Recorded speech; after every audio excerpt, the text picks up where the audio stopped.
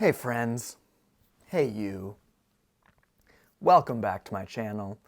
I'm Jack Amaral, a 28-year-old second-year law student here in the United States. Now today's video is sponsored by LaCroix. At least I wish it was, because I drink at least 12 of these a day. Now I'm not the guy who always wanted to be a lawyer. I didn't grow up with my parents telling me, "You love to argue so much, you should be a lawyer." I was the kid who had average to worse than average grades in high school. I went to college, my grades were again average, and then I worked for 5 years before I came to law school. I thought I never wanted to go back to school again. The first time I thought about being a lawyer, I was in college and I just watched an episode of Suits. That's what I thought. I was like, oh, I watched an episode of Suits. I should be a lawyer. So I wanted to be a lawyer for about a day, and then I forgot about it. But then, while I was working, for 5 years after college, I reached out to some lawyers. I booked some informational interviews, got a few coffees, met a few lawyers. They told me what their life was like, what their job was like, and I said, you know what? I want to do that. So this video is not for you if you don't know if you want to go to law school yet.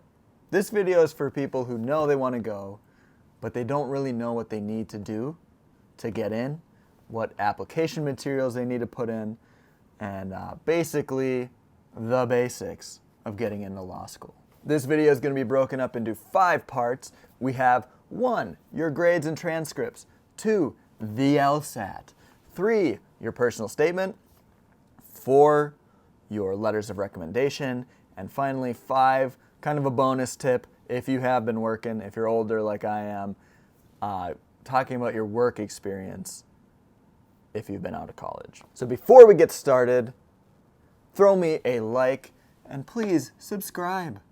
Please subscribe so other people who are looking to go to law school will see this video and it'll help me out too. So first, grades and transcripts.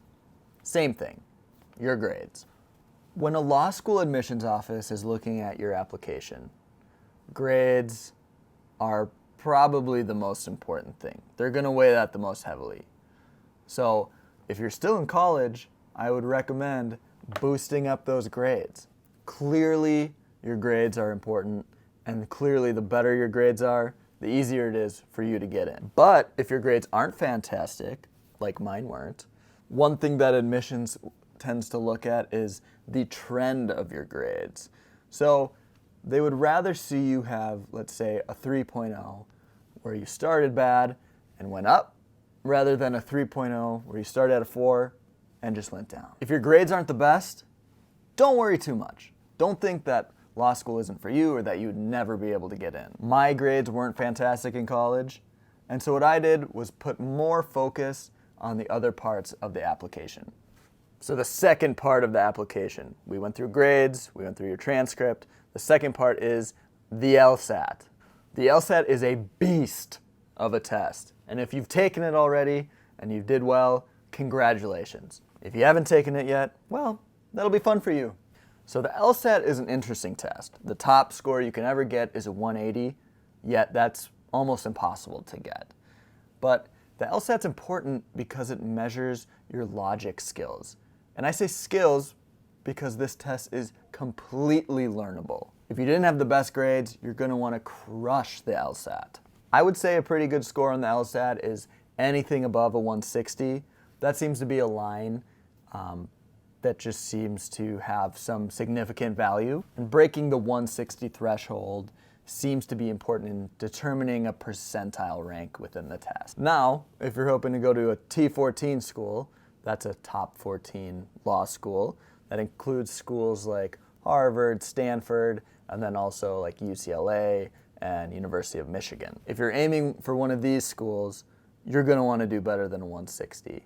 I would say very high 160s and then well into the 170s as well. Number 3, the third part of your application is your personal statement. Now, I love the personal statement. Because that's where you tell admissions about yourself. Remember in Legally Blonde when Elle Woods sent in that video? Yeah, you're not going to want to do that, but you still get to tell them about yourself. A lot of the time, it is very good to write about something you've overcome, something that's impacted you and helped you make your decision to go to law school. But if the thing you've overcome is your parents' divorce, please don't write that. Please. Why does everyone have to write about their parents' divorce? Guess what? Admissions doesn't care. Now, I was kind of worried about the personal statement because I felt like I had never gone through anything tough that had led me to want to be a lawyer. But what I did was work for 5 years before law school, so I spoke about how my different job experiences led me to want to join law school. For a lot of you, if you haven't done great on the LSAT, if you did fantastic on the LSAT, your personal statement is going to help you stand out. So you're going to want to be pretty genuine. You're going to want to show them who you are. And really show them who you are. Don't just make up some fake character who's been through all the trials and tribulations life has. Personal statement is your time to shine. All right, number 4. Number 4 is your letters of recommendation. Now, different schools require a different amount of letters of recommendations. I would say the minimum is 2. Some schools require 3 or 4, but I think the minimum amount you need is 2. If you were close with your college professors, then hell yeah. You're going to be happy when you need to ask for these letters of recommendation. But for those of you who were not close, you've been out of college for a while, and you really don't have relationships with any of your old college professors, that's okay too. If you don't have one of those close relationships with an old college professor, that's fine. Go look up some of the professors you had, reach out to them, and they'll probably say, yeah, you did pay hand over fist for that college degree. So the least they could do is write you a letter of recommendation. But if you're still weary and you don't really trust their letter of recommendation, when you reach out to them, say you'd be willing to write it and send it to them for them to edit and change and do whatever they'd like to with. Guess what? Most of them will probably accept that offer. I asked all my old professors, not all of them, but I would say about 90%, 80 to 90% were fine with that. So number 5 is a bonus tip. But before we do the bonus tip, please subscribe, please like, please share. I would truly appreciate it. So number 5/bonus tip is to emphasize your professional career.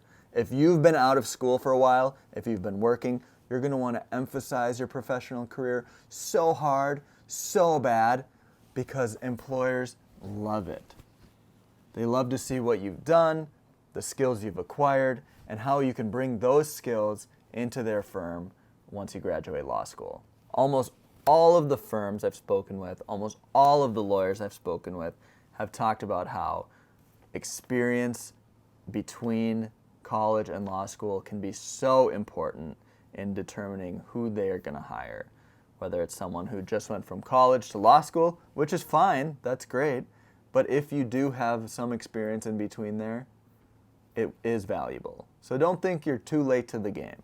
That's it. Please subscribe, please like. Later, alligator.